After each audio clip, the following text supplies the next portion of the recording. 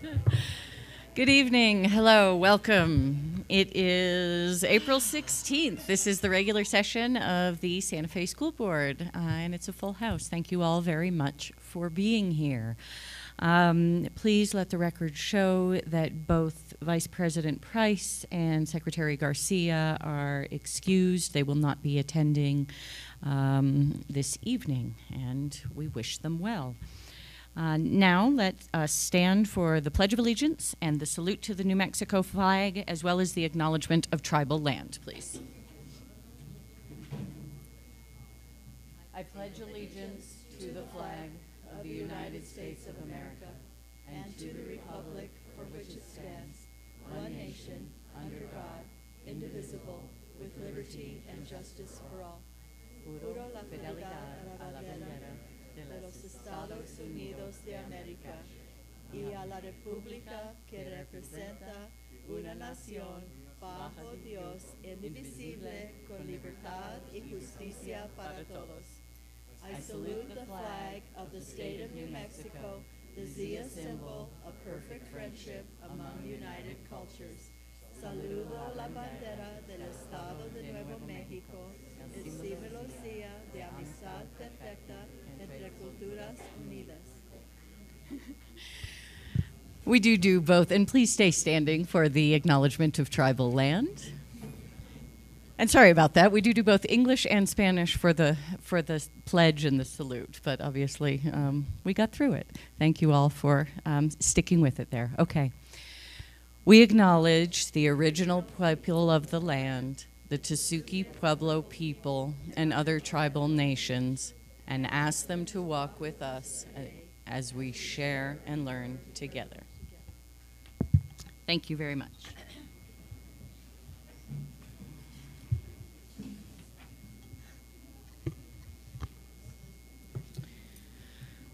Now we move on to item 1D, the approval of the agenda.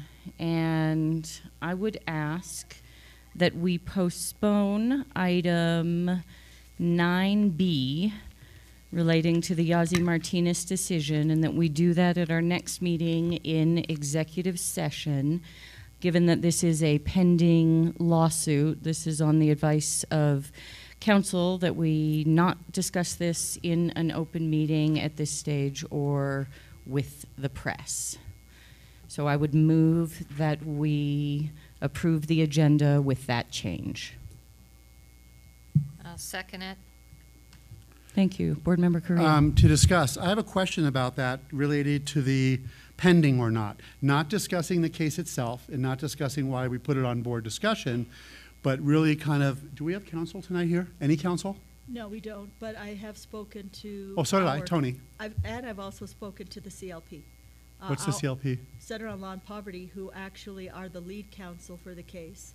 And when we say it's pending litigation, yes, there was a decision, but there are still motions being made. There is still the opportunity, the plaintiffs still have more work to do. So in essence, there is some pieces of it that are still ongoing.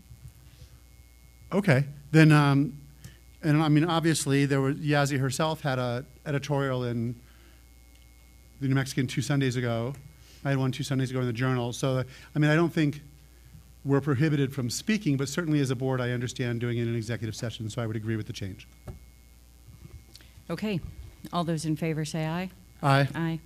Any opposed? Madam President, on that point? Yes. So I think, you know, as your op-ed, it was as you, as an individual, not representing the board. And Right. I think that is the distinction here, that this is the board as a body representing the district. As individuals, you actually don't represent the district. Great, thanks. Okay, moving on to item number 2, the introduction of the interpreter, please.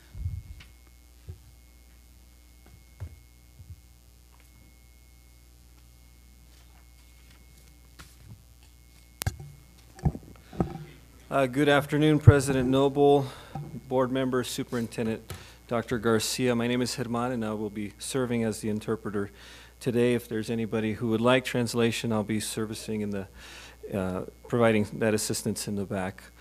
Buenas tardes, Presidente Noble, miembros de la Junta Escolar y Superintendente doctora García. Mi nombre es Germán y estaré disponible para la traducción de cualquier persona que gusta traducción. Estaré en la parte de atrás de la sala si se ocupan esa asistencia. Gracias. Thank you very much. And we move on to item 3 on the agenda, which is the school board showcase. And we begin with the Ortiz Middle School Mariachi Group. Thank you all for being here. And they are under the direction of Dr. Ricardo Paz.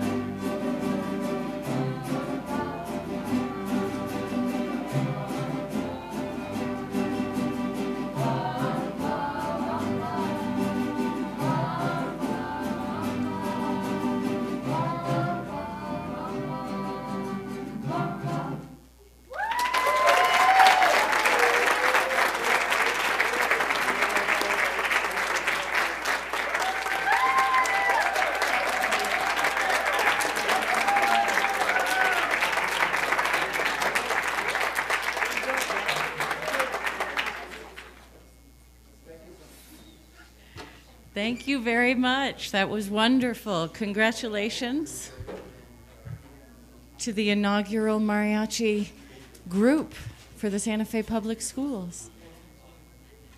And you all look fantastic, too. Thank you very much.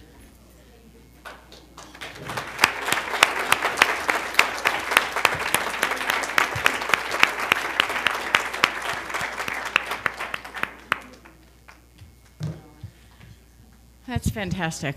Often the best part of a meeting. As our second part, yes. Well, I just want to say I'd asked Leanne, who just left, and she's the head of our music direction for the district. She said one of the great things about this at Ortiz is that it's going to grow into the program at Capitol. So then we'll have a mariachi program at Capitol as well, which is just astounding, which is wonderful. Yeah. Such good music in the district.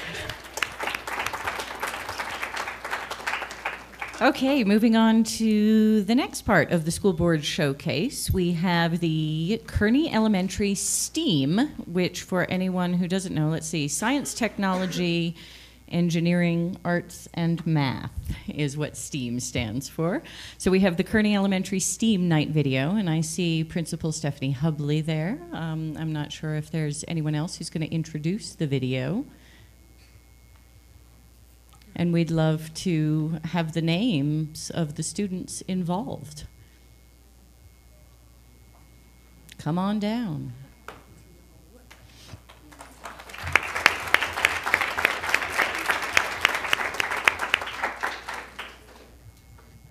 I'm Principal Stephanie Hubley from Kearney, and we're very excited to present to you a video of our STEAM night and to talk very briefly about STEAM at Kearney.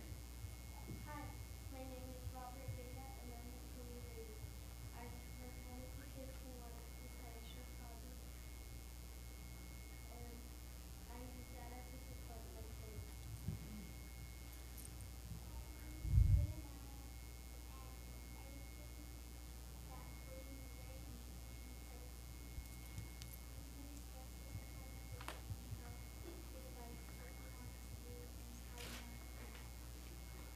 Hi, my name is Lily Stiles.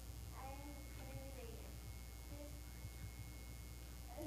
Here at Kearney, we engineer and program technology. This will help us with our future jobs and more. Thank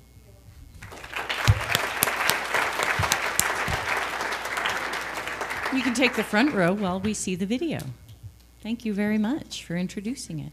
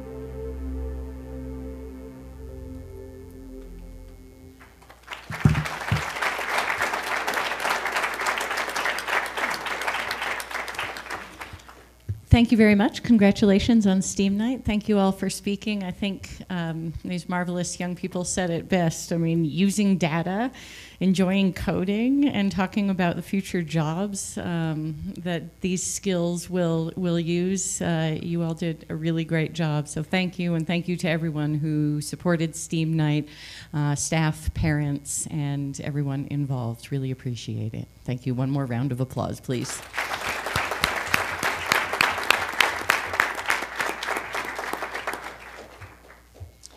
Okay, we are moving on to item 4 on the agenda, which is public forum. Dr. Ryan, do we have anybody signed up? Yes,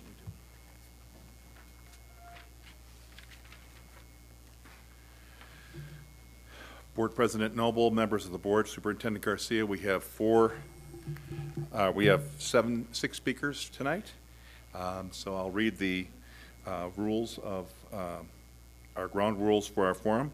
Please listen and speak with respect. No uncivil conduct will be permitted. Please do not discuss any specific student who is not your own. No sharing of time, and please self-monitor and observe the 3-minute time limit. I will notify you when you have about 30 seconds left before your time is up. Public commentary and dialogue is allowed only during the public forum, not throughout the meeting. Please search for answers on common ground. You may speak on any topic, whether it is on the agenda or not. Your input will be taken into consideration. And please be advised that the board may discuss your issue during the meeting, but by law, the board cannot take action on items that are not on the agenda for tonight. So with that, I'll call your names if you'll line up over here, and then you can proceed up during your term. We have Jordan Baca, Chloe Stevens, Haley, I can't tell what your last name is. Flairhive. Okay, thank you. Josh White, Kelly McCabe, and Ray Dominenko.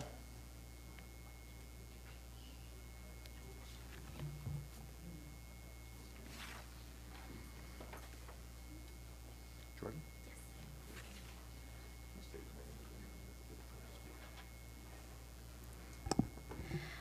Good evening. My name is Jordan Baca with First Serve New Mexico. We are here to help raise awareness of our wonderful program. I myself was part of this program for 6 years, starting in middle school all the way through high school. And they provide tennis lessons and tutoring to students free of charge after school, and a summer camp during the summer for tennis. And I think it's a wonderful opportunity for students in our public schools to have this secure, structured environment to go to after school. It really helped me to build a community within my peer group, and I also was exposed to a lot of opportunities.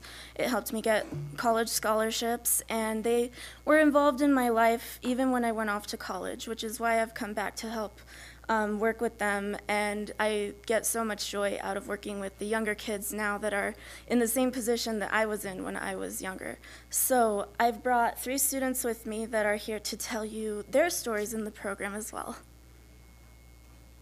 Thank you. Hello, my name is Chloe Stevens. I'm from Amy Beale Community School. I've been in First Serve New Mexico program for 2 years. Making good choices is very important, as an individual, as a student, and as a tennis player. First Serve has helped me as a student by learning the importance of paying attention. In class, I was called out by teachers for not paying attention. When I did not pay attention, I did not get work done and not do well in class. When First Serve tutors helped me understand how important paying attention is and how focused to get my work done. First Serve has helped me as a tennis player. The tennis coaches have helped me learn to be a better sport. That's practicing good sportsmanship if I lost a match. Making good choices also means being responsible for myself and bringing the right equipment for tennis. Paying attention to instructions and learning how to work in groups. First Serve has also helped me as an individual. Life skills classes has helped me because I've learned how to handle situations. Handling situations is important because it will help with respecting others, being kind, and doing the right thing. Thank you very much. My name is Haley Flyhive from Amy Beale Community School. I have participated in First Serve New Mexico for 3 years. First Serve has helped me excel in many ways, so far by teaching me how to play tennis, improve my grades, to work hard to get a good education, to have good self-esteem, and to be positive. I have become a better person through this program. An awesome personal skill I have learned is having better social skills, such as creating friendships and having self-confidence. Confidence is very important to me because on the tennis courts, now I have self-confidence to play well. I also feel confident everywhere I go, even like speaking publicly, like right now. I can't even pass school without confidence. Tennis has taught me how to meet new people and have good sportsmanship. I have been in tournaments and even been in the finals. I have played well and learned a lot of life lessons and how to actually play tennis. The life skills has taught me outside of school and inside. I have a lot of friends now that life skills has taught me to be more social. First Serve has helped me be a better person and a better education, including motivating me for success. First Serve will help me all throughout my life with skills they have taught me. Thank you very much. My name is Joshua White, and it's a pleasure to be speaking here tonight. First Serve has helped me to communicate with others as well by making new friends. My sister had a friend that was kind of shy, and I met her, and we ended up becoming really great friends, and we would always hang out together. We would do every drill together, and yeah. As well as this, First Serve tutoring has helped me to get ahead of my classes because the math tutor there taught me how to solve linear problems with, before my classes needed me to be able to solve linear equations. And as well as that, they taught me how to simultaneously solve linear equations, which we're going to be doing next year, which is why I feel that First Serve New Mexico is a great program that helps a lot of students. Thank you for your time. Thank you.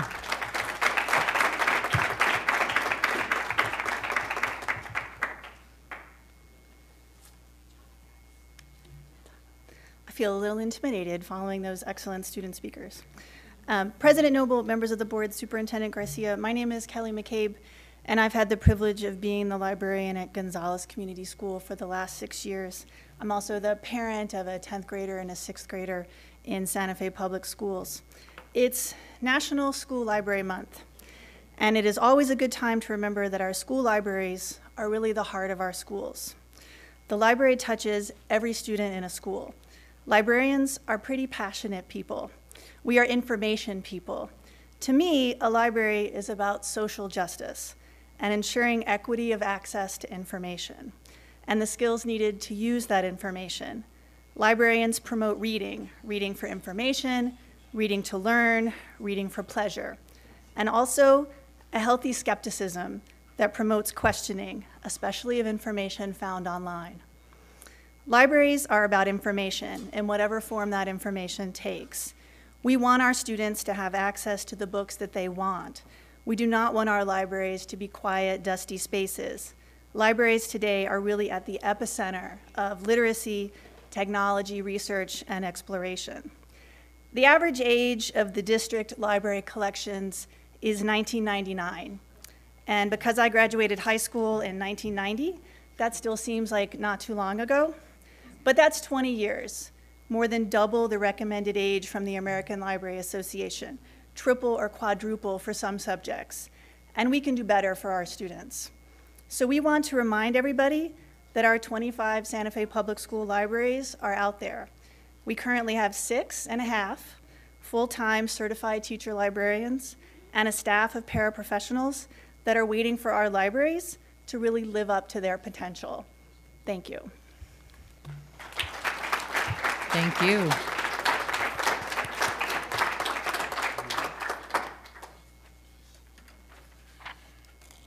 Our last speaker is Ray Domenico. Board Member Carrillo. I just wanted to thank you, Kelly, for coming this evening, because we're in the throes of budget right now, coming up in the next 4 weeks, making a lot of decisions. And I know that if Lorraine were here, she'd be saying this very same thing, that libraries is at the top of our list, and all of us are big supporters. And just thank you very much. And to the First Serve kids, I think they've gone, but they're very articulate, and we're grateful for that as well. Miss Eleanor Brenner. She was here with the program today with the kids. Hi, I'm Ray Domenico. I just want to say I need to take some of these courses in self-confidence. It's just a wonder to see these kids. I just honor you all. You're amazing. So I'm here for not an educational reason, but because I'm representing a group of people who live on Osito Place, which is next to the Mandala School. And you'll be discussing tonight whether to approve an emergency gate. I've given you, do you each have one of these? Okay. So it's just 2 pages. I timed it. It's longer than 3 minutes. So what I'm going to do is read a very brief version of it. And I hope you'll have a moment to look at it before the item comes up on the agenda. We are here to present comments from residents that live on Osito Place, which is the first street west of Mandela International Magnet School. For a year, we have attended many contentious meetings regarding the Dos Acequias subdivision proposed to be located next to the school. At every meeting, members of our community have strongly opposed the development, and we want you to understand our 5 main reasons. Number 1, density. The proposed density is too much for our neighborhood to absorb. Number 2, roadway infrastructure. The roadway infrastructure on Agua Fria does not safely support the increased density of the proposed subdivision and the future growth of the community. Number 3, Velarde as second exit. Velarde Street is not viable as a second exit as required under R5 zoning. Any development of 30 to 100 homes requires a second exit. Drainage.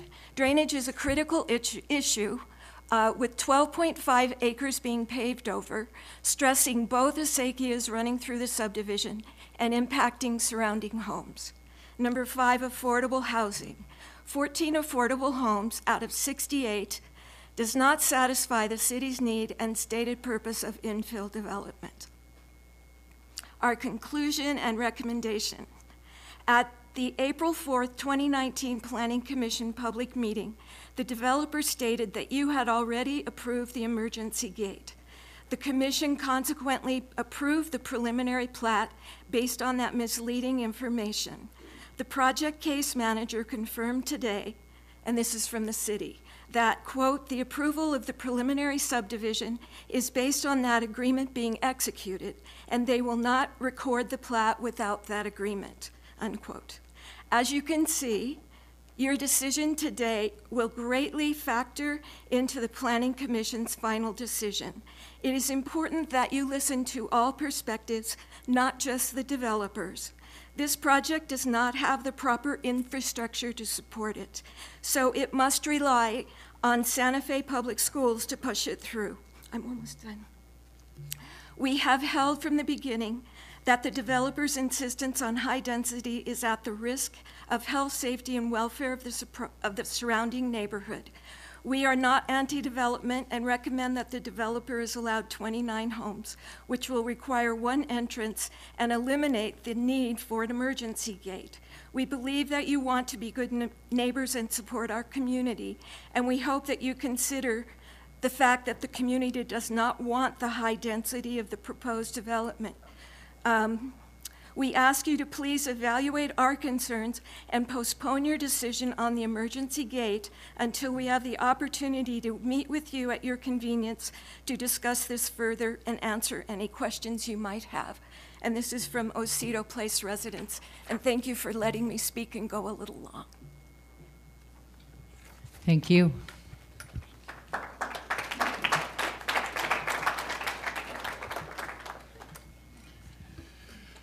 President Noble, members of the board, Superintendent Garcia, that concludes our public speakers. Thank you very much, Dr. Ryan. Moving on to item number 5, board announcement and follow-up. And I would like to start with recognition for Superintendent Dr. Veronica Garcia. She's one of 7 women honored from across the country for Women's History Month by the Achievement Initiative and Attention to Attendance for being a highly effective female leader in education. And that's just one of the 2 significant recognitions that she has received recently. Where did these notes come from? I didn't. She's also, shh, I'm talking now. She has also received the SMART Award at the Girls Inc. of Santa Fe April 4th Gala, and I had the honor of joining her there, as did a few members of staff, in recognition of her fight for New Mexico's children for 40 years. There were 3 awards plus an additional one given to Representative Deb Haaland, but there was strong, smart, and bold, and Dr. Garcia gets the SMART Award naturally. And again, I, along with district staff and administrators, celebrated Superintendent Dr. Garcia's acceptance of the award. The gala honored strong, smart, and bold women who are making a difference in our community and our country, and celebrated Girls Inc. of Santa Fe's transformational growth over the last 12 months at La Fonda. And Girls Inc. has gone from serving, I believe it was 500 and some young girls and women, to over 1,000 this year in the last 12 months. So it's gone up exponentially, and it was a very nice event. So please join me in appreciating these 2 awards and Dr. Garcia.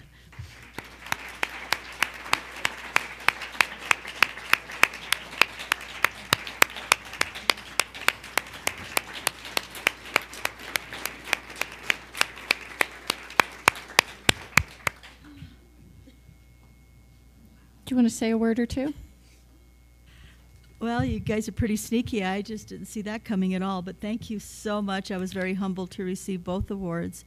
And, you know, it's just a real joy and honor to work here in the Santa Fe Public Schools. And I feel that all of you, the board and the staff and our community, our students, you're all part of any kind of success or recognition I get. It's because of all of you. So thank you.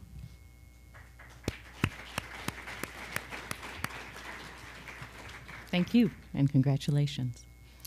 Any other board announcements and follow-up? Yes, Board Member Cashman. I'd like to, first of all, appreciate all the volunteers. We had a volunteer recognition last week, and I know there were a lot of people that couldn't attend, but it was a wonderful event. The staff did a great job putting together. Santa Fe High School was an amazing host, from preparing all the food that was wonderful from the culinary arts program to providing music. But for everyone, you know, I tried to talk with most people at that event, but for everyone that didn't come, we can't run our schools without volunteers. And so from the bottom of my heart, as a former parent who volunteered a lot, as a teacher that had volunteers work with me, to now as a school board member, thank you. You make our community stronger, and I thank you. I know there are lots of places that you could volunteer, so everyone that chooses Santa Fe Public Schools, I really appreciate that. And my other board announcement is I did want to congratulate the First Serve kids, but I also wanted to recognize Eleanor Brennan was here, who is the head of First Serve. So thank you for all that First Serve does for our community. It's a wonderful program, and it's wonderful for our kids because it doesn't cost them anything. They don't have tennis shoes, First Serve pays for them. If they don't have rackets, First Serve pays for them. They tutor the kids after school, so it's like a carrot and stick approach. You get to play tennis and learn tennis, but you also get tutoring to keep those grades up. So maybe the board can revisit our concerns with First Serve sometime in the near future, but thank you, and that's all I have for tonight. Thank you, and I want to echo what Board Member Cashman said, particularly about the volunteers. It was a wonderful event, very well executed by the staff, and volunteers are incredibly important. And to repeat a sentiment, we hope that anybody volunteering in the public schools will go out and recruit others and share your stories about volunteering in the public schools, because we love our volunteers and need more, always. Okay, moving on, we are at item number 6 on the agenda, Superintendent announcements and follow-up. Dr. Garcia. Thank you, Madam President, members of the board. First of all, I have I guess it's just a congratulations from the House of Representatives of the state of New Mexico. Congratulations for Capitol High School for participating in the 2019 Speakers Academy. My understanding is the students couldn't be present, but here today to accept this are Meredith Tilp and Joshua Arbogast. Are you here? And so let me just read this. The House of Representatives of the State of New Mexico congratulating Capitol High for participating in the 2019 Speakers Academy. Whereas the Capitol High School participated in the 2nd Annual Speakers Academy, a program for students across New Mexico to learn about the legislative process through hands-on participation. And whereas the following educators and students represented Capitol High at the 2019 Speakers Academy: Superintendent Veronica Garcia, teachers Meredith Tilp and Joshua Arbogast, students Ariana Garcia, Paloma Sandoval, Carlos Lopez Perez, Alexandra Mendo, Wilson Chavez, Maximiliano Baumeister, Tanya Ruiz, and Eric Oquedo. Whereas the students selected proposed legislation to discuss and study, determined a position on the legislation, and prepared and provided their comments to a committee of the House of Representatives after working with mentors at the Roundhouse, and whereas the students represented themselves, their school, and their community well through excellent analysis and presentation of their positions, now therefore be it resolved by the House of Representatives of the State of New Mexico that congratulations be extended to the students of Capitol High School for participating so successfully in the 2019 Speakers Academy, signed by Brian Egoff, Speaker of the House, and Chief Clerk Lisa Ortiz McClutchan, as it was engrossed and enrolled. So congratulations for bringing this honor to the Santa Fe Public Schools.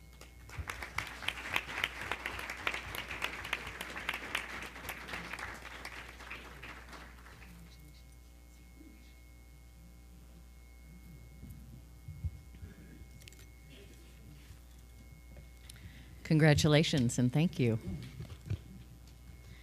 So we have quite a few certificates today, and I'm not certain if we have the students here that received various awards from the Future Voices of New Mexico. If you're here from Future Voices, raise your hand. So we have a few students here.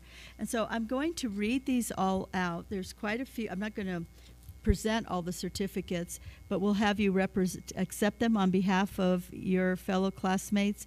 We'll take one photo, and if you'll take the certificates back, would that be all right? Okay, and when I call your name, just come forward, and then we'll come down and take a picture with you.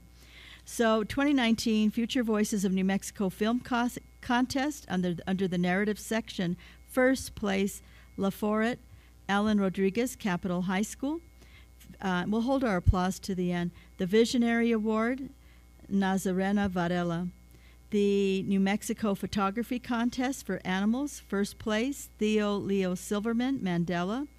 Architecture, third place, Jillian Thompson, Mandela. Black and White, first place, Niv Bala, Mandela. Third place, Shloka Bhakti, also Mandela. Color, third place, Angie Como Mosconi, Mandela. Humor, first place, Jillian Thompson, Mandela. Second place, Gonzalo Alfonso from Mandela. Honorable mention, Jana Varghese from Mandela. Manipulated, first place, Jaden Floho, Opataya, Mandela. Honorable mention, Sullivan Garfield, Mandela. It looks like Mandela's just took it away. Landscape, second place, Theo Leah Silverman, Mandela. Third place, Coben Hall, Mandela. Most original, second place, Angie Coma Moscone, Mandela. Portrait, first place, Vitani Berger, Mandela. Third place, Maya Aronson, also from Mandela. And honorable mention, Jana Varghese from Mandela. So you guys represented us well and took many honors, top rankings in the state competition. So we have these certificates for all of you, and those of you representing the school, if you'll come forward, we'll present the certificate. Can someone from staff please take a photo?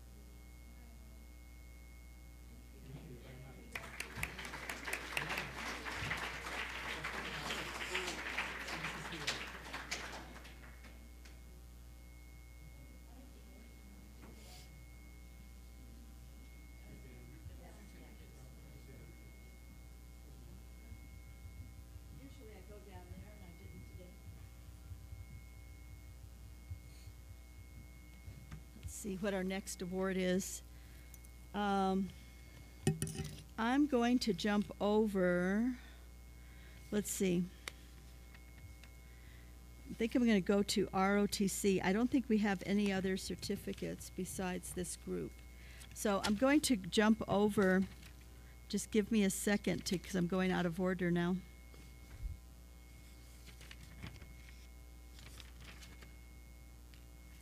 So, Santa Fe High School. Are we surprised?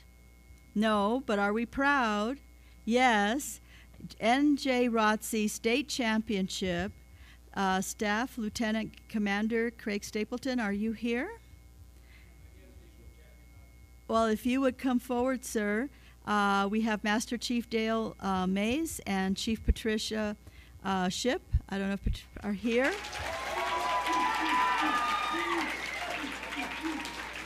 And the state championship, and I'll come down in a second and take a picture. The state championship consisted of 10 different events encompassing drill, marksmanship, and physical fitness.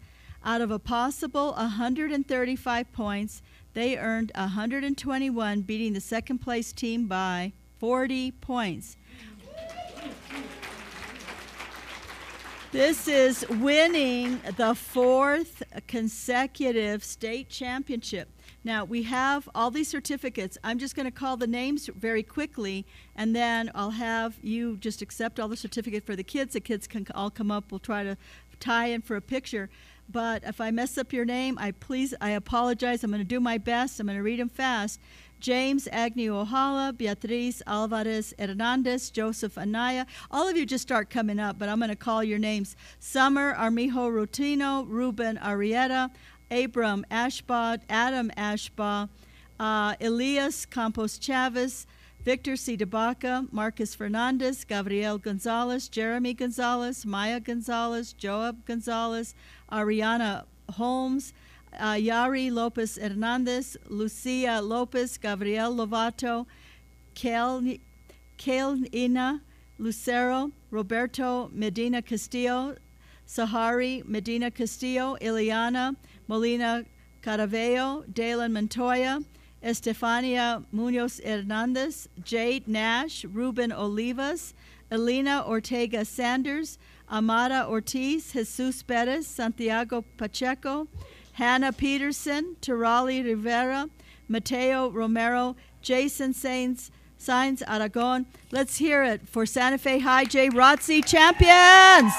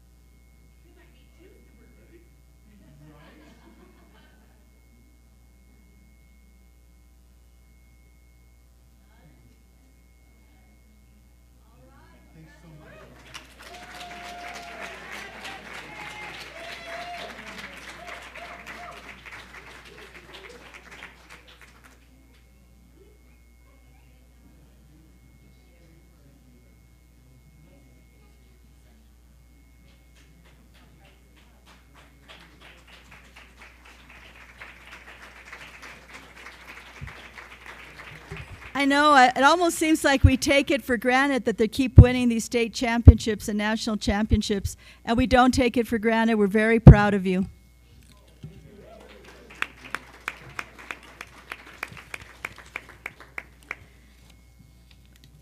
I'm going to continue. The district's multicultural department proudly recognizes the following number of students that will receive the seal of bilingualism on their diplomas and official transcripts.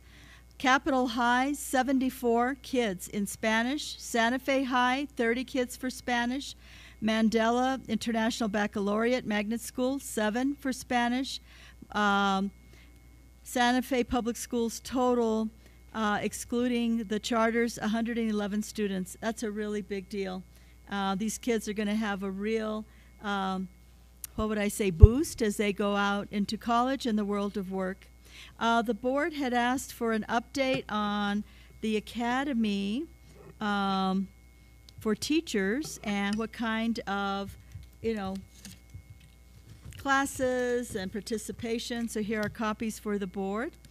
I also wanted to let you know that the U.S. Surgeon General visited Cesar Chavez Elementary.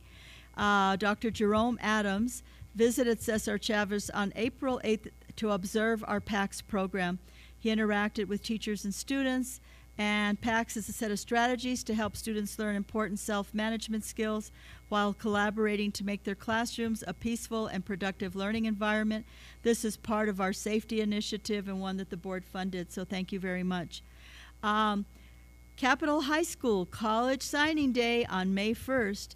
This year's signing day launches the Gear Up New Mexico initiative. All Gear Up statewide will celebrate their high school seniors in this way. Gear Up seeks to increase the number of students going to post-secondary schools. Speaking will be Dr. Kate O'Neill from the New Mexico Department of Higher Education Secretary.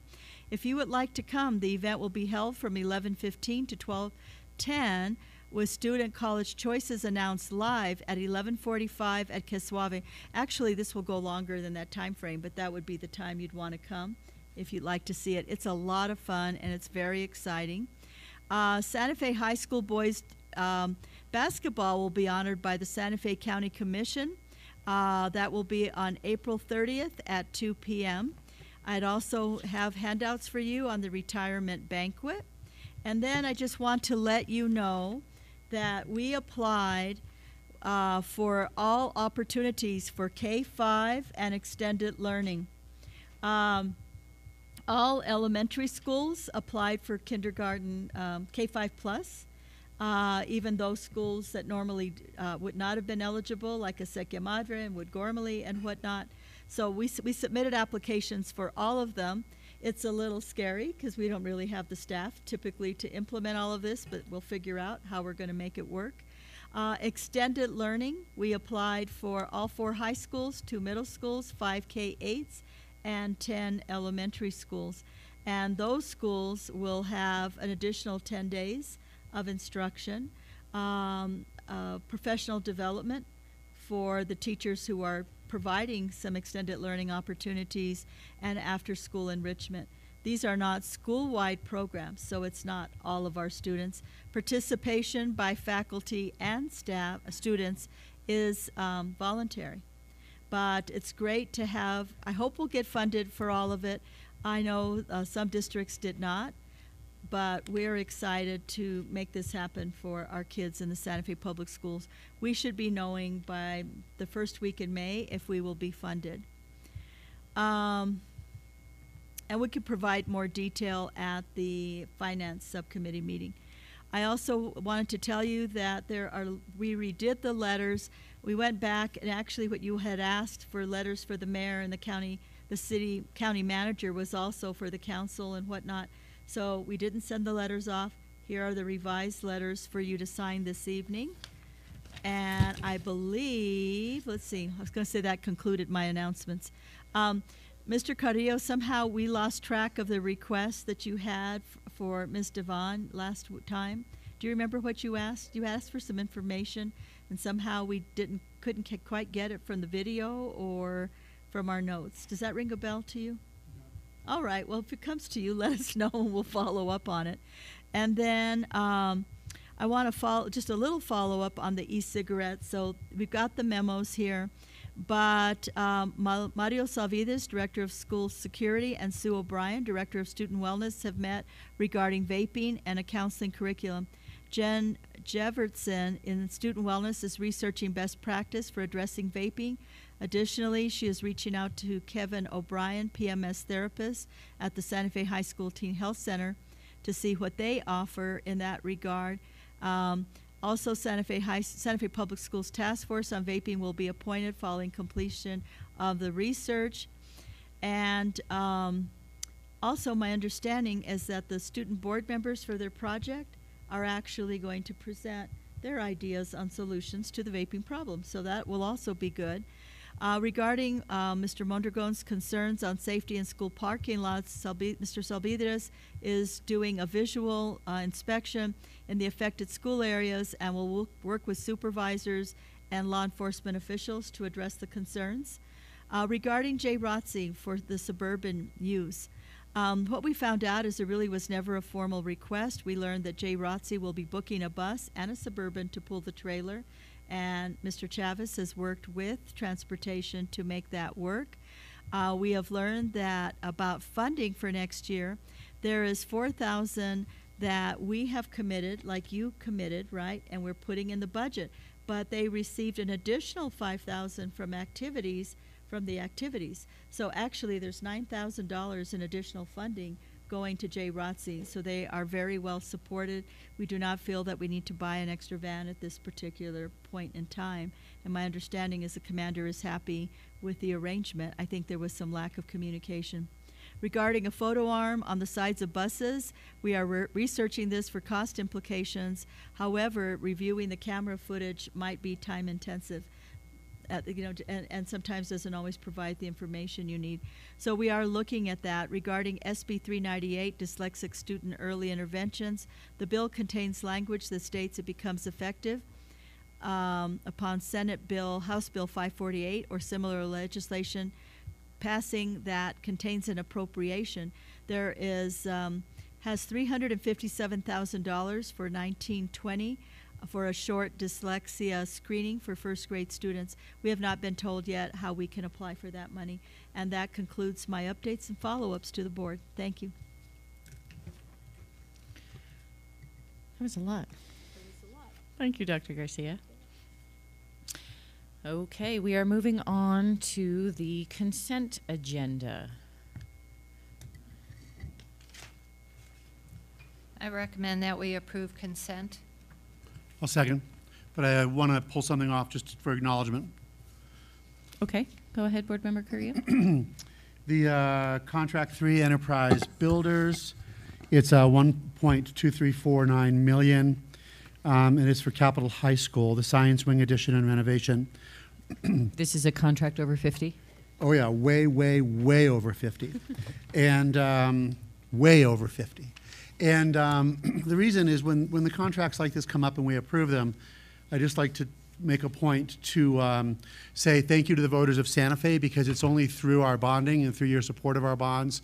And I mean, it's safe to say if you saw me that other night, I was kind of freaking out, wondering whether or not this thing was going to pass and what contingency plans we had. And it not only passed, it passed by very large measure, which continues to speak of the support for our projects. And when you go by schools like Capital and you see the work that's been done, or if you go by Nina Otero, which was open, I think, in 2004, 2014 is what I meant, yeah. And, or you go by Atalaya and you see this kind of crown jewel up there on a hill, that all of these projects opening on time and under budget, you can see that we're really great stewards of your money. And I would encourage you anytime you want, and for anyone that may be watching, that if you want to see a campus or have a tour of something in Santa Fe Public Schools, just ask. We're happy to show off our facilities because they're second to none in the state. And so I just want to pull that off because Capital's getting, it's like a second phase or a third phase of a lot of the construction there. And thank you, Santa Fe. And thank you for Christy and your team for all the work you do. Great, thank you very much. In the spirit, I would also like to note the farm to school fresh produce contracts, which we are going to, or at least it's a multiple award request that will enter into contracts, but it's really wonderful to see the pretty extensive list of vendors where we are going to be purchasing local produce in our schools. So that's something that makes me very happy to approve. Any other discussion on the consent agenda? All those in favor say aye. Aye. Aye. Any opposed? You know what, no, we're good. Sorry. Okay. Moving on, thank you, to action items. First, we have action under item 8, action item 8A, Latagoite Mandela Fire and Emergency Easement. Thank you, Madam President, members of the board. This particular easement, if you recall, was discussed in executive session. And tonight are Ms. Christy Yanda Wagner and Mr. Gabe Romero that will just go over the highlights of this this action item. And there is also a sheet in your board book. Board Member Carrillo. And Madam President, if it pleases you and the board, because we have representatives from the Osito Place group here tonight, that if we have a question for them, I'd like us to be able to ask them relative to this project since they're here. Thank you.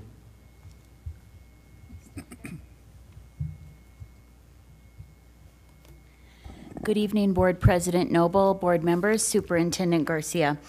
This is a grant of a fire department emergency access easement. You've been provided in your board packet a draft of the agreement, which has been reviewed by our district legal counsel, Charlotte Hetherington. She has worked through this with Shirley McDougall, our asset manager.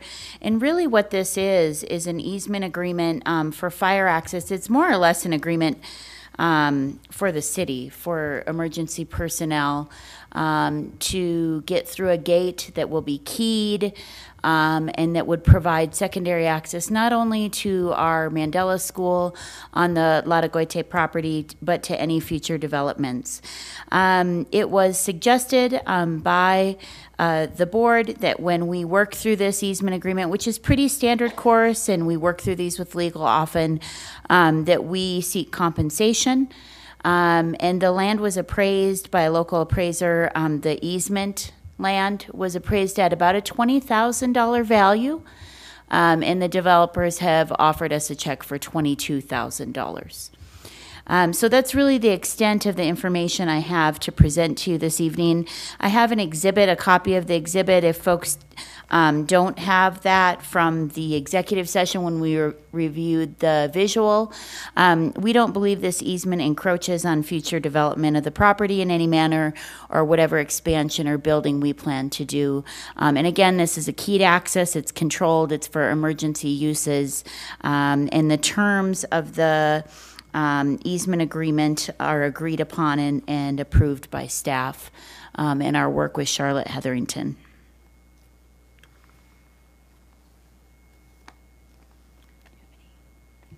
Board Member Cashman.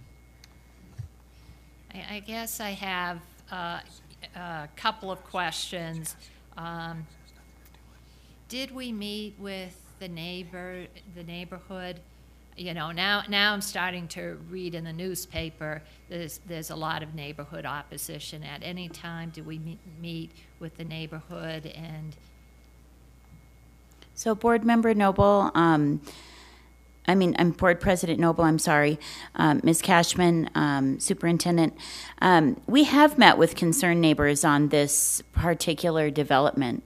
We participate in neighborhood development meetings. Sometimes we just attend them. Ms. McDougall has spoken to folks adjacent to the Latagoite property. Typically, as a school district, at least in my 9-year tenure, we don't take a position on development. So our work with the developer has been around an access agreement that the city's requested, not about the details of the development. Do we hear the neighbors' concerns and sit with folks as they have questions? Absolutely. But our position is fairly neutral as to whether or not the city or the county or whoever the approving body is for the development sees that appropriate for the area being requested by the developers. So that's not really, a part of the discussion. I think the question was a little nuanced for me, but we don't engage in any sort of discussion in favor or against the development. We do hear concerns and try and understand them before working with the property owners or the developers on anything we might bring to you. Just before, on that point. Dr. Garcia. Thank you. So as we presented it, when we discussed this, the city has already approved the development, is my understanding. The request to us was for the gate for emergency, right? Is my understanding. For egress and puts the opposite of that, ingress, I guess, for the safety issues, right? So at the stage where this is brought to us, as Ms. Wagner mentioned, it would not be for us to have input on getting input on the feasibility of the gate. We were presented this by the city that they needed it for safety, which is what we presented to you. It's on that point. Is that okay, Yep. Ms. Cashman? Yep. Right. So I don't remember hearing 82 homes and then 68 homes. And I know that it's not within our purview to maybe comment on development except as it relates to, for instance, out in Tierra Contenta, whether they're going to need another school because of all the stuff they're building, right? But here, I have to wonder, would the city have come to us for this gate had there not been a petition for a development for the purpose of safety for Mandela? Would we have heard this had it not been for the plan for development? Board President, Board Member, Superintendent Garcia, this is a condition of the city's approval of the development. So this is one of their conditions. This isn't a gate that was requested outside of the development. Okay. They're directly related. Right. So in terms of fire and safety for the district and for Mandela, this is not really necessary because they didn't come to us for that reason. They came, as I understand it, they came to us wanting this easement and gate as a condition for the development. That is correct. Okay, and that's what, unfortunately, I would say, thrusts us into having to discuss the development because it's contingent upon us and whether or not we're going to be good neighbors and I'll leave it there right now, but I have some other comments based on what was handed out and what I heard earlier. But I would, I know Ms. Cashman was going to continue.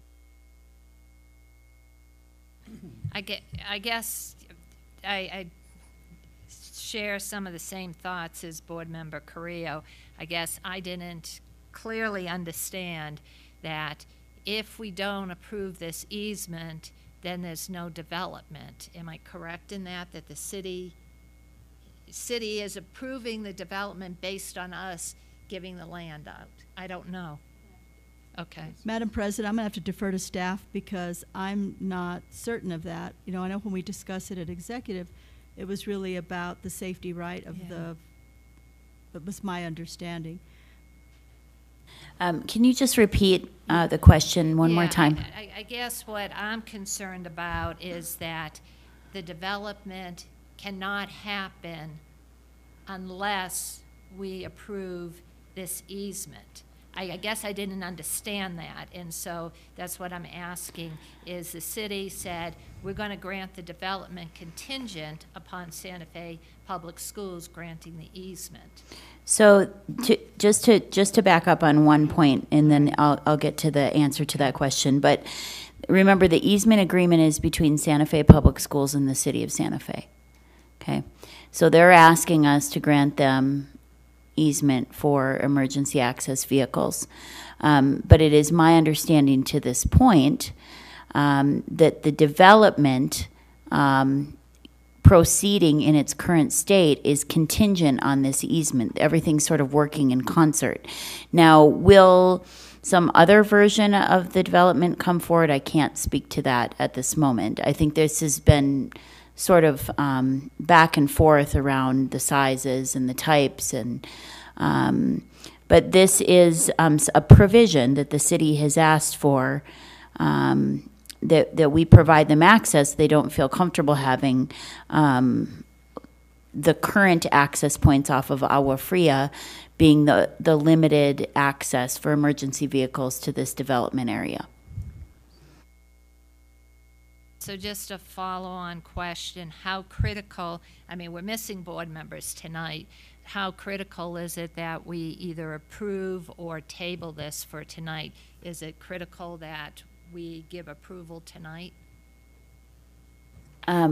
Board President, board members, Superintendent Garcia, you know, I think what's really critical is that we understand the questions and the concerns of the board so we can ask our legal to help with options. We've been presented with a request, okay?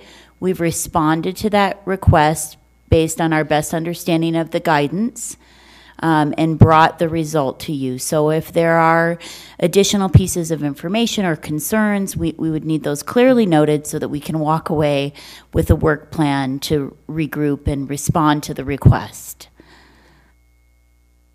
Board Member Carrillo. Okay, so what I've been hearing is the answer is yes, the development's contingent upon our doing the gate, in a sentence. So then the question is, or what has to be looked at, is scale. And I'm glad they went from 82 to 68. And I know that all of us at one time or another has been on Agua Fria when Lerigorte was an elementary school and people were coming to and fro, and as Mandela. And even further down Agua Fria when there's schools that are in session, because traffic comes to a standstill.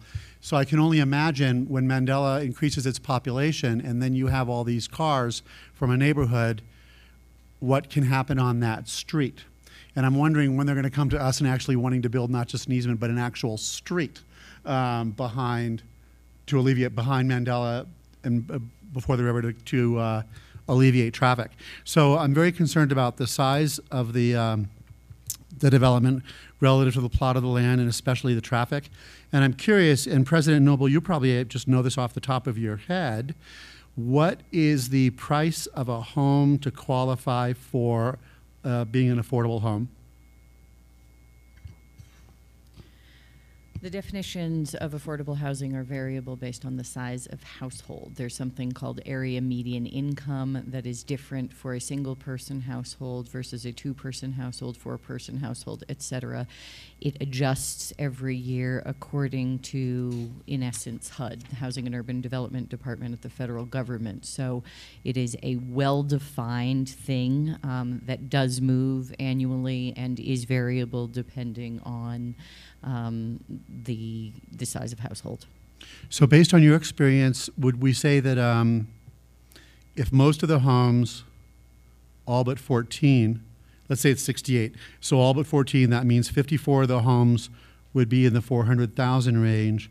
Would that mean that the affordable homes might be in the low twos or the upper 190s, or what's your guesstimate on that? You don't have to, just curious. I mean, again, I'd have to know that the size of the homes, the city's affordable housing ordinance is something that is very carefully complied with during development planning. You know, I'm casting my mind back, but this is, there is a percentage that is required of the number of homes to be built that is affordable, and there may be other specific requirements, but in essence, it would be illegal for the city to approve a development that did not comply with its own affordable housing ordinance. So then I would ask our staff, or possibly the people that are here from Osito, to the best of your knowledge, most of these homes, I would imagine, are 2- and 3-bedroom homes. Is that correct? I'm getting a head nod, yes? Okay.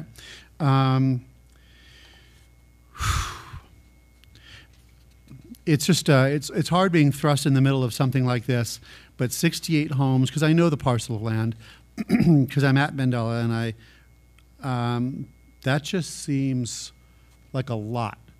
And where I know that, you know, the gate would be necessary, and I know there's a point at which a developer is not going to do a development if they don't have enough homes to sell, but at the same time,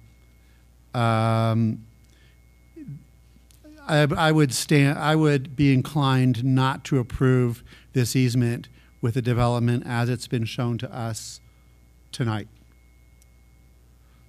Seems just way too big for that parcel of land. And unfortunately, we're a party to all this now. Board Member Cashman. Unfortunately, we don't have legal counsel. I'm wondering what our legal, I mean, well, do we have a right to disapprove it or not disapprove it? What is our legal responsibility right now for the school district? I mean, obviously, I think we do have, you have a right to approve or disapprove. Otherwise, they wouldn't have asked for our permission, because they're asking for an easement. And that's the only part we're approving. And that's our decision. That's it. It's just the not easement. A development, right? Yeah, and one of the things that wasn't clear was whether or not, when this was presented to us, and I think Counsel was present, both Charlotte, and I don't know if our general counsel was. We don't have a general counsel right now. I think you know that. So we're in between. So I can also follow up with other, with Charlotte if you'd like. But and I just think I lost my train of thought. I wasn't real clear when it was presented to us. I also thought for the residents that were there now, they also were asking for that gate, right, for safety. So this is all just for the new development, is that correct? Okay, so regardless, I think you do have, that's why they're asking for our permission one way or the other on the easement. Board Member Cashman. I guess I guess I'm conflicted, and I know, I mean, I don't know the residents, but I also know, having fought a development in my own neighborhood, it's very hard to hear citizen voices when you've got government entities and big business saying this is the way. And I do appreciate when the commissioners listen, but I mean, we spent a lot of money legally to get the commissioners to listen to the average citizen voice, and they finally tabled the development. So I sense we don't have all board members, and this is the first time we've heard from the citizens. What I would recommend that we do is that we have legal counsel and we talk about this at our next executive session. And when we have all the board members, so we're all on the same page. But I'm not ready to, I mean, personally for myself, I want to read what was handed to us tonight. I know the city has a commission and a planning process, and they have to meet their rules and regulations, but I didn't realize that if we don't give this easement, that maybe this development can't go through as planned. I guess I didn't realize that was a condition of the development. So I'd like to re-talk about it in executive session with all the board members, and that we postpone this tonight. Board Member Carrillo. I'm inclined to agree, but I still want, while we have people here, I think it would be judicious of us to ask questions of them while they're here, and then maybe not necessarily take a vote tonight. So I'm curious, because I saw the heads move. I believe Ms. Cashman asked, would they be proposing, did the neighbors want this gate prior to there being a development? And I would ask that we hear, and you're even saying no, Ms. Yonder-Wagner. Board President, Board Member Superintendent Garcia, this request came directly as a result of the development. Got it. From the developer as a condition required by the city to approve the development. Got it. And then as far as early neighborhood notification, I know that we developed a pretty great policy because of everything that we went through at Atalaya. And I know that even though we're not building a school there, and that we are still involved in their process, something that we may want to look at down the line is amending our own, because we did a really great job on that, I mean, our staff, the ENN, amending it so if there's projects that affect the public schools in some way, or where we're being asked for permission in some way to grant an easement or support, you know, a change to zoning laws, that somehow that be incorporated into our ENN, just as kind of a future thing, like looking down the road, right? So looking at these notes, hold on one second. So, I mean, I definitely support infill and having some density in these neighborhoods, but there's density and then there's density. And so, I mean, I think there's responsible use of the property and having homes there, a portion of them being affordable. But if you're just basically crowding out everything possible to get as many homes in a space and cause really what seems to me, from what I've heard so far, quite a bit of initial and future disharmony in the neighborhood. I mean, I'm personally inclined not to support a development that large. I would agree with Ms. Cashman. I think this is a decision where we definitely need 5 members here. And so if you made a motion to table, I would second your motion, and then we can see what President Noble would want to do relative to that. Board Member Cashman. So I will make a motion to table tonight, but I would like our legal counsel to come back and talk to us in executive session, because I also know, I mean, we are separate from the city, and the city has their rules and regulations, and I know affordable housing is part of Infill, but I also know developers sometimes just make a contribution rather than providing the affordable, the actual housing. But I guess that would not be applicable in this case. Yeah, but I guess what we didn't hear from the city, we need. I just cannot tonight. So I'm going to ask a motion to table until we talk in executive session with our counsel again. And I would second the motion to table, and I would like to make sure that when this is on our agenda again, if it does in fact come back to the full board, I would suggest that members of the Osita Neighborhood Association, that maybe definitely speak at public forum, but also maybe have a small, and I mean short, like 3-minute presentation or something, information that you can show to us at the same time. And also, I would ask, is there anybody from the development here? I mean, the support from the developers? One would think that something being so important to them and it being completely contingent upon us, that they would have shown up. So anyway, there's my second, and okay, I will support the motion. I agree that we should have the full board here. And I appreciate Board Member Cashman's perspective on the difficulty of getting citizen voices around development. I appreciate that. And I appreciate you coming tonight to share the perspective. I would also request and ask perhaps that as we are going to bring this back in executive session, at the next session, that we do, as Ms. Yonda Wagner asked, maybe an email, but be real clear about what questions we have. I also believe in infill, also believe in, it's like all things are true, also believe in listening to constituents, and believe that it gets messy if we start considering ourselves a land use approval and adjudication body. We're not that. We're the Board of Education. So this is something that clearly we, and I guess I was clear that this development needed this safety access in our executive session, and I think it is a safety concern. I think the Planning Commission did vote unanimously for this. There is a lot of staff work that goes into these things, so I would hope that we would reach out to the city and ask for that expert staff analysis.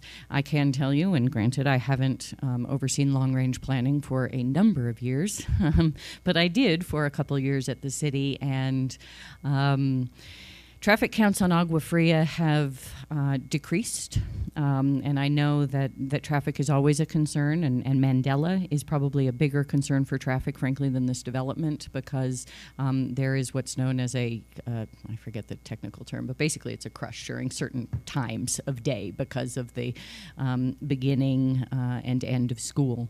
But because of the Seiler Bridge, traffic counts have decreased and gone up on Alameda, and we've seen any number of other effects, including bicyclist injuries and other things on Alameda as a result of that. So all of this in city planning is considered generally as part of a wider system that includes many best practices for planning. And Again, I just think the most important thing is that we know, as Ms. Yonda Wagner reminded us, that this is a request from the City of Santa Fe, and clearly we don't have information, and we do need a full board to do this, but it is not our job to decide what is appropriate density on this property. You know, I do hope that we support safety and infill, and on affordable housing, the fee in lieu is usually less than 10 units. So, you know, there are many particulars that I think, and we need to be clear on what our questions are, and you know, obviously we are being asked for approval, as Dr. Garcia said.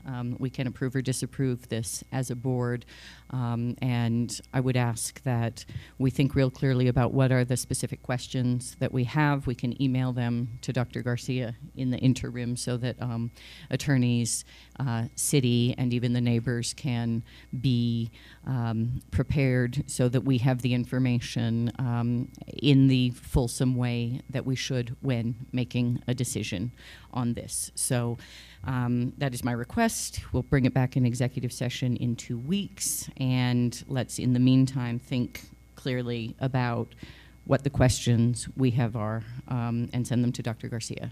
Board Member Carrillo. So if we're we'll bring this back for executive first meeting in May. My suggestion would be also to have it on the agenda that evening so that people don't have to keep coming back. Is Agreed, that if we could do okay. executive session and then an action item, yeah. Okay, great. Do you want to do a roll call on this, just so? Sure. We have a motion and a second. The motion is to table this for now, bringing it back in executive session in 2 weeks. Board Member Carrillo? Yes. Board Member Cashman? Yes. And President votes yes. Thank you. Great.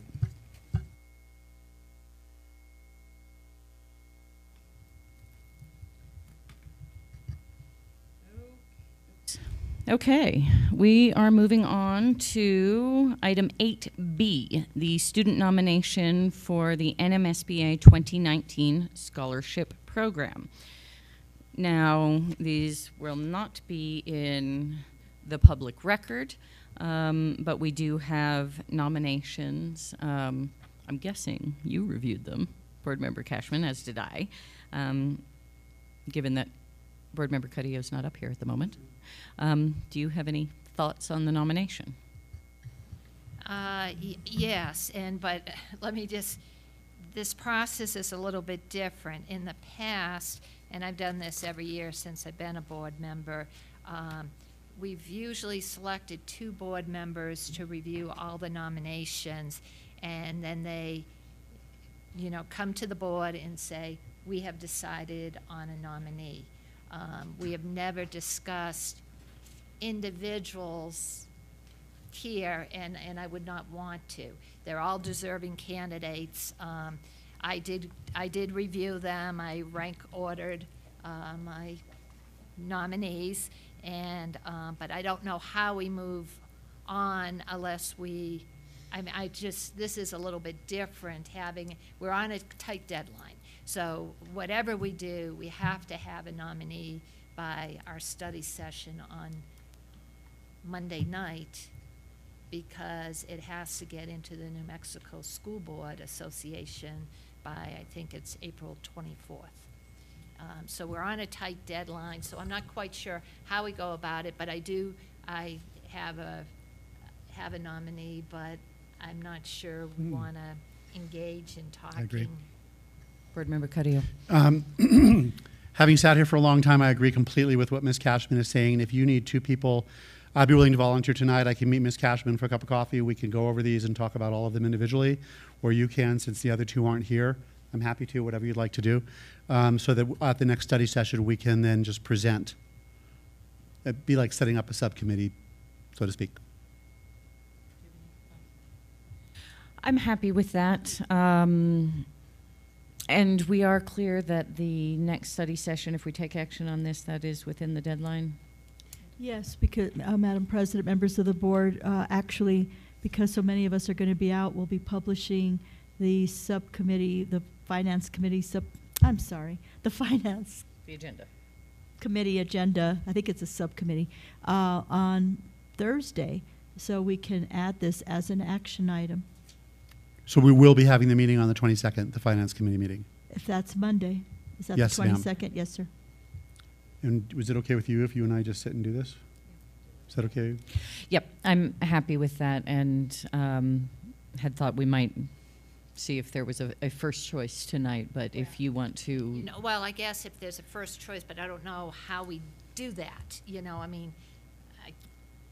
I clearly know who I think the first choice is, but I don't know how we do that right now without discussing it in public. And discussing students in public.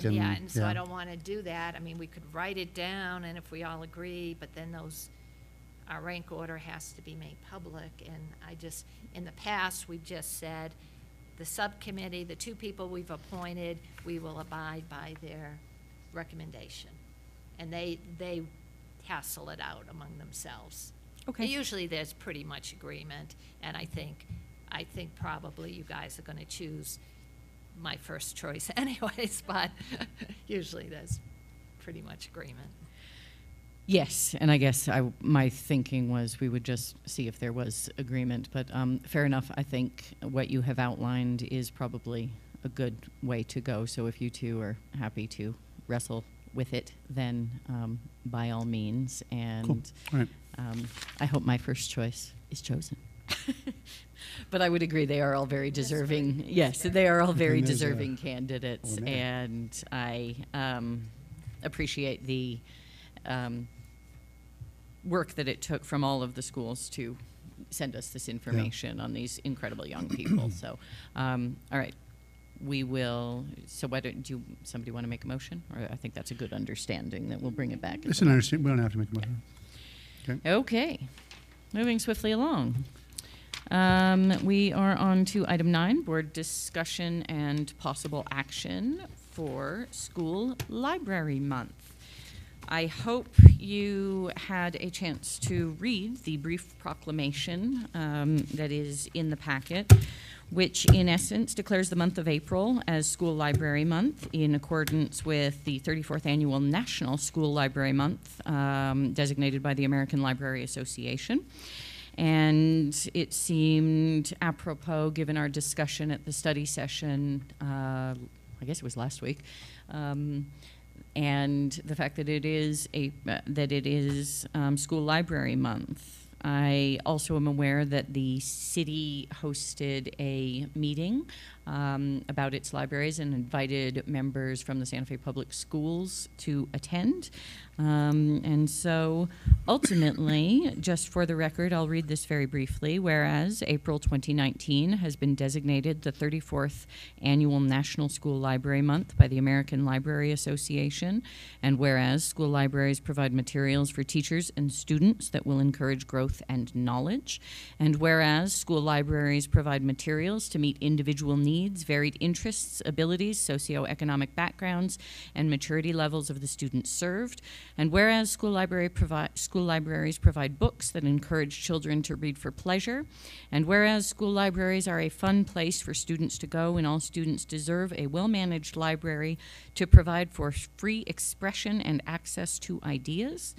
Now, therefore, be it resolved that the Santa Fe Board of Education declares the month of April as School Library Month to celebrate the role of our school libraries in fostering media literacy and research skills, developing a love of reading, and the effective use of ideas and information.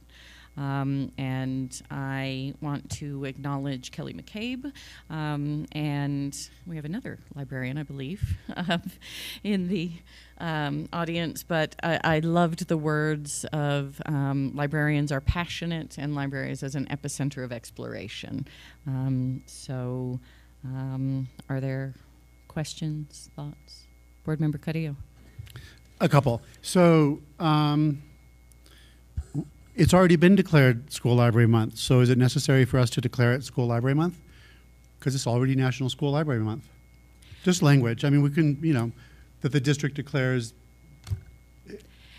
It is a way to enhance and I think amplify what is going on at a national level. Necessary is maybe a word we could say it's not, but I think it is nice for the district to do its own proclamation. Okay. And the second thing is I want more teeth in the next paragraph. There's no paragraph there, but I think there should be. And that's because budget time is coming up. And just something that doesn't commit us to, millions of dollars and a certified librarian at every location, because we don't have that money, right? But I would say to bring it back for a second reading that's approved at our study session. I don't have the language right this minute, obviously, but that says, and when crafting the 2019-20 budget for the district, that libraries will, that we will, what's the phrase? Put our money where our mouth is. Either we support libraries or we don't, and how we do the budget is going to show that. So something along those lines without being too committal. And I know you're feeding me a look. It's like, I know that it's non-committal. No, I just wanted to say that you all asked us to come up with a 5-year plan or a plan for how we would phase in counseling, nurses, librarians.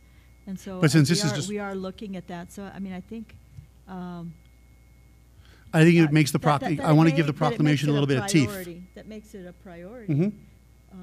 Of course, a proclamation wouldn't have any even teeth. But it makes it a stronger statement of our support for librarians, and librarians being the epicenter of a school. And a heart, did you say the heartbeat of the school, I think is the term you used? The heart? Yeah. What would your, you know, if I just think it needs that, you know, be it further therefore resolved, for me personally. But I wouldn't want to hold this up, and I could certainly craft a paragraph for next week or. Board Member Cashman. I'm okay with approving this as a proclamation tonight. It's not a resolution, it's a proclamation. So I'm okay with that. But I do, you know, we've talked about this for many years when I've been on the board on librarians. Everybody knows how I feel about libraries, but we never seem to get there. And I think even Board Member Price said, Vice President Price said at our last meeting, I want some teeth. You know, we keep on talking about it, and one of my simplest ways, which I know our library collection at many of our schools is not up to date. And until we have, if we can't have certified librarians at every school, which I understand we don't have the funds for, somehow we need to have a master librarian that can, you know, there's a lot of things that go into a library, but ordering the right books, it's not just that you have a catalog, you have to, there are collections that have to be adequately represented. And so, you know, to go to somebody that is not trained in library science and then ask that individual, well, what books do you need? It might be the most popular books that the kids are reading, but it doesn't expose them to everything. So I'm ready to say approve this tonight, but I think during our budget meeting on Monday, I mean, again, I'll be advocating again for moving us in a little bit better direction for our libraries. And I know that's difficult because I'm advocating for a lot of other things too. I mean, I gave you my 8-point list, 9-point list of things that are all priorities to me, and I understand it's not dollars, but somehow we have to say, how do we incrementally get where we need to be as a district? And so I'm willing to go ahead and vote on this tonight and give you approval, and I thank you for doing it. But I do think I share Board Member Carrillo's concern. I don't really like proclamations and resolutions and all of those things when there's not teeth behind it. They just are feel-good measures, but sometimes we need feel-good things, you know, too. So. Board Member Carrillo. Question, do we currently have a director of library science the way we do of music education or arts or any of that? So yes or no question. Great. So I said I don't believe so. Oh, no, I know, and then you looked over, so, because I understand. Yeah. So I would say that's one thing, because, I mean, that's certainly, we have a director of nursing, we have a director of art, we have a director of music. I don't know if we do a physical education, but we have directors of different departments, and it would seem to me that it would, in following that reasoning, we would have a director of library sciences and services, so that they're all coordinated within the district, and that that we have a mission, right? A mission and strategic plan for our libraries, not just in having them be functional and up to date. It's kind of appalling that all this stuff is from 1999, given how quickly the world's been changing, and not only up to date, but how do we market our libraries to our kids so they understand how relevant libraries really are? And so I would like us, I'm happy to just support the proclamation tonight. That's fine with me, because really the money hits the road, or the rubber hits the rubber hits the road at budget time. And I would like to second Ms. Cashman's thoughts on a director of library science and service. So I'm happy to support it as is. Okay, and I'm just thinking and Dr. Garcia, I don't know if you have thoughts here on moving forward, if we should think about a resolution, putting some of this in, or if we should, as we discussed at the last Finance Committee, just work on a plan to really, through our budgeting process, bring forward the plans to update and move towards really a more fulsome library systems in our schools. Since there's the three of us tonight, we don't want a resolution. But I mean, we can just make it when we sit down, on the 22nd. We'll just make it a priority or we won't. So did you want me to answer the question or not? I'm not sure. What I want to say is I think the proclamation, you guys decide if you want to vote on it or not. We're going to bring you multiple budget priorities and scenarios, and then you guys have the fun of choosing which ones we do. So everything you want, we'll bring it to you. We'll tell you how you can make it work and not work. Sort of like, can you have it all? Yes, you can have it all. You just can't have it all at the same time. So it's not a problem to bring you anything you want in the budget, but you'll have the tough job of having to prioritize what you're going to do with the money we have. Because obviously, I believe in libraries. The collections, that's the problem. We haven't even been funded for textbooks. For many years, the textbook allocations have been reduced and reduced and reduced and reduced. Now, in terms of digital materials, I don't know how much that's been updated, because I know that a lot of libraries are more digital than just actually having the collections. And we need to look into that. I don't know how much has been allocated, but the state has allocated very little for library science. And I think all school districts across the state have been shortchanged in that regard. So we'll do whatever we can. We're looking at all your budget priorities, trying to figure out, how can we possibly make it work. But the problem is there's only $600,000 in the black. Most of the money went to salaries, and what the board has, we have union requests, right? And I think they have talked to all of you about compaction of the salary schedule. And, how can we fix that? We have so many priorities from our community. I'm sure people are reaching out to you. And so we'll try to group them and give you different scenarios. We're already working on a timeline for librarians, nurses, and counselors. Like, what would it look like? Could we do it in 5 years or 3 years? What would it take for that kind of a rollout? So we're working on it. Board Member Carrillo. So I would just ask that in working on it and coming back to us on the 22nd, that one of those line items be what it would most likely be in a stipend, maybe for somebody who's already at the top of their certification for library science. I don't know. Whatever you work out is fine. But I would ask, and I don't know if Ms. It won't Cashman, be on the 22nd, though, because we have a schedule that we presented to you at the study session.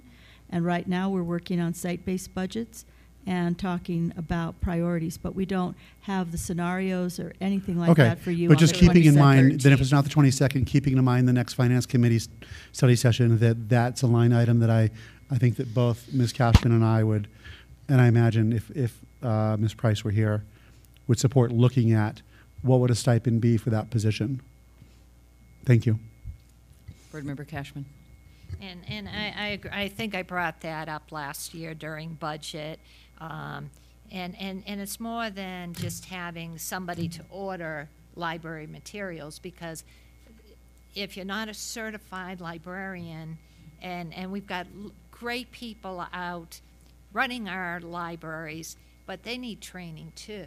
And, and at least my experience at the elementary level is when we're short subs or whatever, a lot of times the librarian gets pulled to go into a classroom, so that shuts down the library. So there's a lot of issues, but if we had somebody that was overseeing that for the district in some sort of position that has the right training, then they probably could come back and give us a better assessment of how we move forward.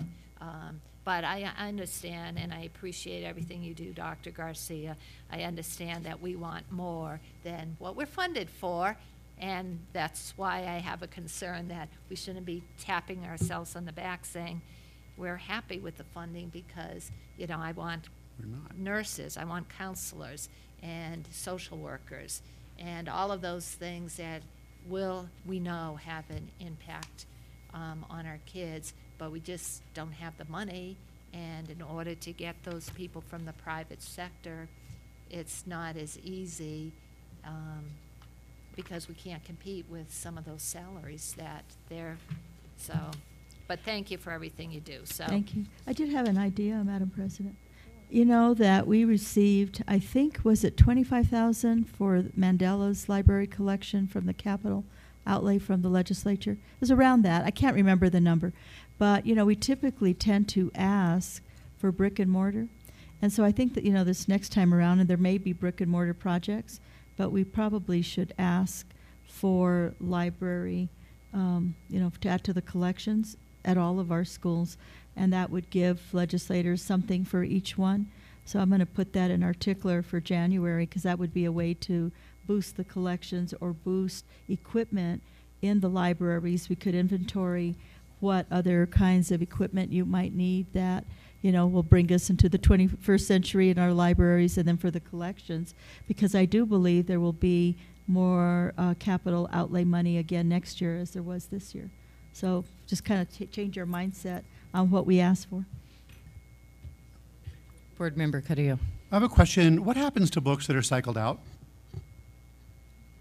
Just curious. I mean, do we donate them to some? I'm just curious. Anybody know? Ms. McCabe, do you want to? Yeah, it's good to go to the mic just so it's on the video, and because I'm just curious. Do you know? I don't know. That's because you're a smarty pants and I'm not. No, but when they discard those out, I think each school handles it a little bit differently.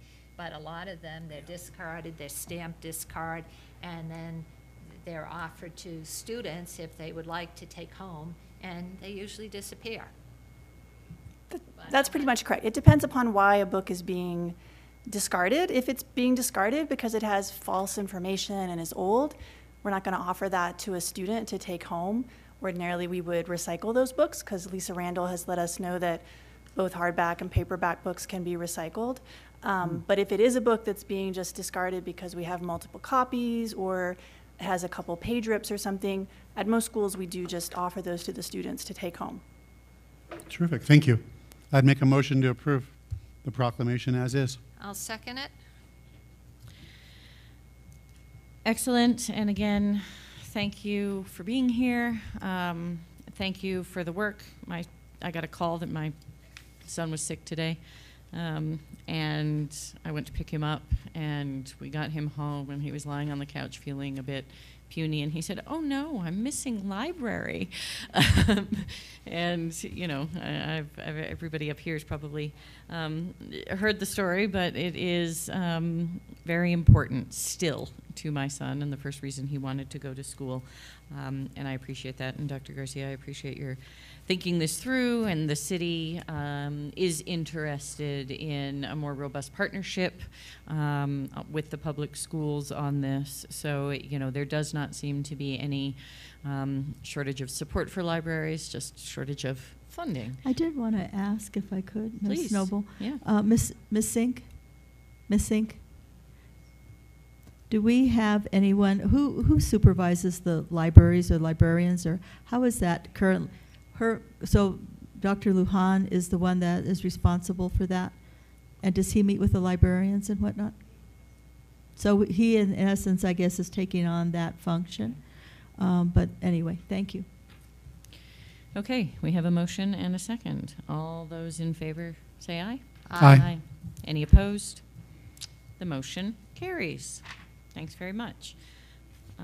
We have proclaimed Library Month. Okay, moving on to item 10, advanced planning. Any changes? Still on board discussion. Oh, yes, okay. To put on board discussion, please, for the next meeting. 2 items. The first, the first has to do with kid car safety. And I'm from Los Angeles. I've been here 28 years, so don't tell me I need to go home or whatever. But I'm from California, where traffic laws are really upheld, right? And so if kids are running around in a car without a car seat and people aren't wearing their seatbelts, in California, it was taken extremely seriously. Here it's not. It just isn't. I mean, you can go up and down Cerrillos or St. Francis or any of the roads at any time, and there are plenty of children that are not in car seats, some sitting in grandma's lap, and babies too. It's just absolutely appalling. And so one of the things we can do, and we can maybe talk about it, maybe even for an action or a, I don't know, it'd be a policy, just a matter of course, when people are registering for school at any of our schools, that there be something that we're handing to parents around child car safety. Because we know that when we read about any kind of accident at any time, generally in New Mexico, the ones that get killed are the ones that aren't wearing seatbelts. The ones that live, albeit they may have bad injuries, are wearing seatbelts. And so I think that as the school board and as being responsible for the safety of the children that attend our public schools, that may just be something we want to add to the handbook.